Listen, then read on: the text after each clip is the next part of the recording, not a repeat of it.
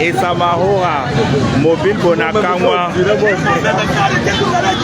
Esamahora, mobile Bonakamwa. On ne peut pas marcher sur les cadavres.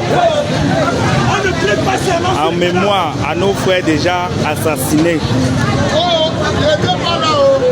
par le régime de Yaoundé. En mémoire à nos concitoyens déjà assassinés par le régime de Yaoundé. On ne voilà. Pas seulement sur les cadavres. On pleure les cadavres avant de prêter serment. On pleure nos morts. On pleure nos morts avant de prêter serment.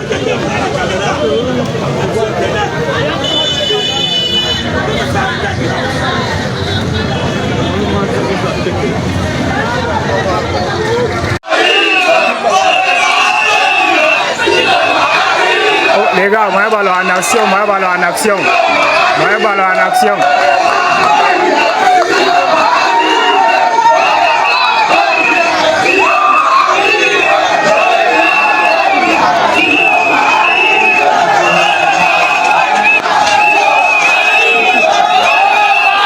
Le contraste est d'une violence inouïe.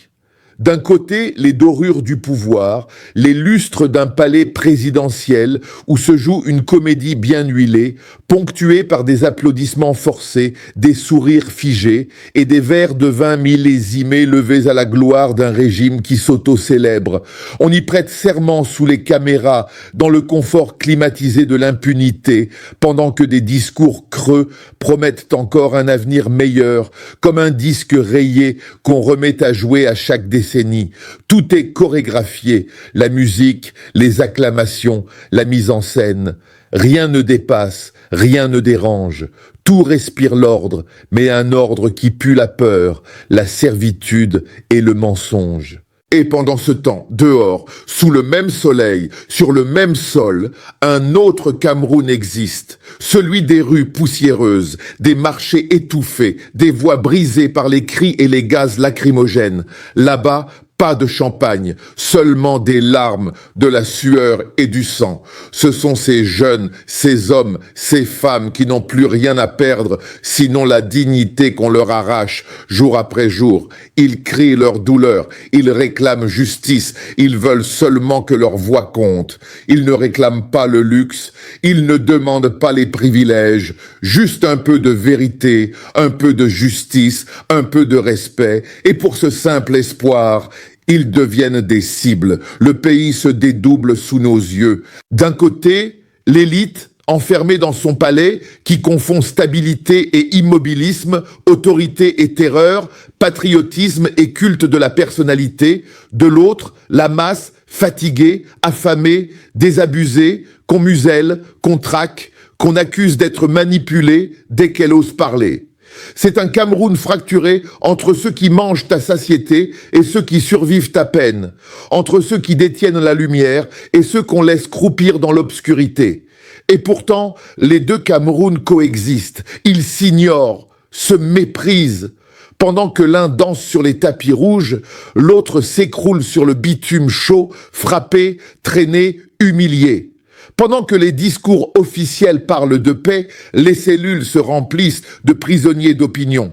Pendant que les chaînes de télévision vantent la grandeur du chef, les familles cherchent dans la poussière les traces de leurs fils disparus.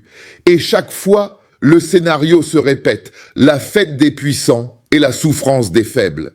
C'est un pays qui a perdu la mesure de sa douleur, un pays où la normalité c'est l'injustice, où la peur est devenue une langue officielle, où la jeunesse censée être l'avenir est traitée comme une menace, où la politique est devenue une arme et la vérité un délit.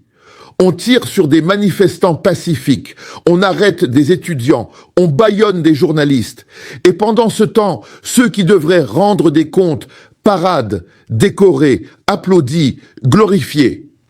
On appelle ça la stabilité, mais en réalité, c'est la résignation. Le Cameroun n'est plus seulement blessé, il est fracturé jusqu'à l'os. Les institutions ne protègent plus, elles oppriment.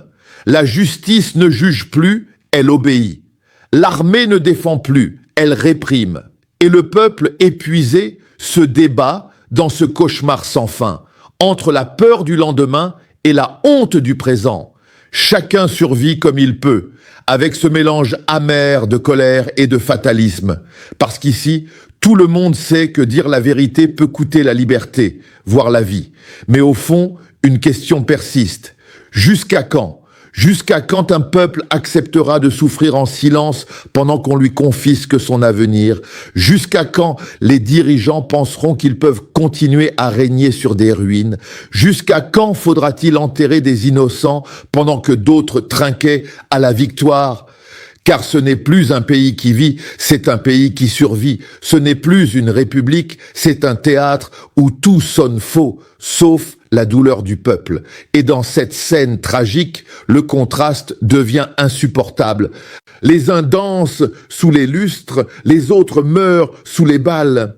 Et c'est peut-être là, dans ce silence qui suit chaque détonation, que résonne la vraie question que tout Camerounais porte désormais en lui. Qu'est-il advenu de notre pays ?